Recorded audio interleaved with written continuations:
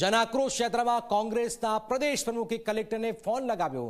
અમિત ચાવડાએ બનાસકાંઠા કલેક્ટરને ફોન લગાવ્યો। અમિત ચાવડાએ રેલી અટકાવી ખેડૂતોના આક્રોશને સાંભળ્યો। ધીમા થરાદ હાઈવે પર ખેડૂતોના આક્રોશને સાંભળ્યો।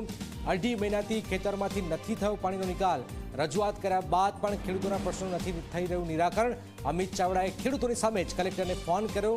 કલેક્ટરે અમિત ચાવડાના ફોન બાદ ખેડૂતોને મળવા બોલાવ્યા। સ્થાનિક અધિકારી કામગીરી ન કરતા હોવાની પણ ફરિયાદ કરી છે।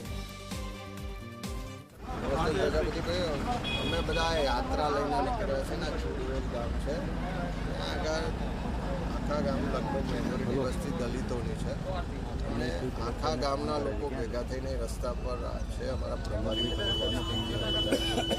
અહીં જે થરાદનું ગટરનું પાણી આવે છે અને વારંવાર રજૂઆતો આવેદનપત્રો આપવા છતાં પણ કોઈ એનો નિકાલ નથી થતો। એના કારણે વરસાદી પાણી જે છે એનો પણ નિકાલ નથી થતો।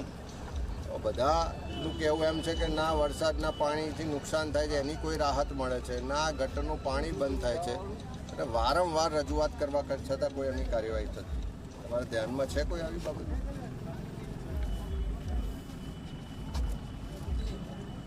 આજે ચેક કરાવજો। હું એવું હશે તો બધા ખેડૂતોને પણ કહું છું કે તમારે ત્યાં કાલે આવે અને તમારો ટાઈમ લઈ અને આનું નિરાકરણ આવે।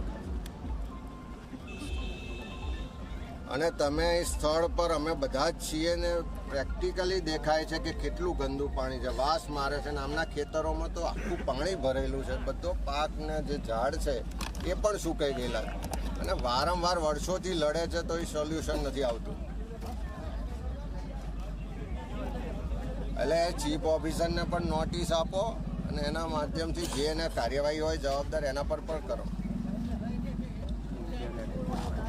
કાલે મોકલો ને એમને, ક્યારે મોકલો?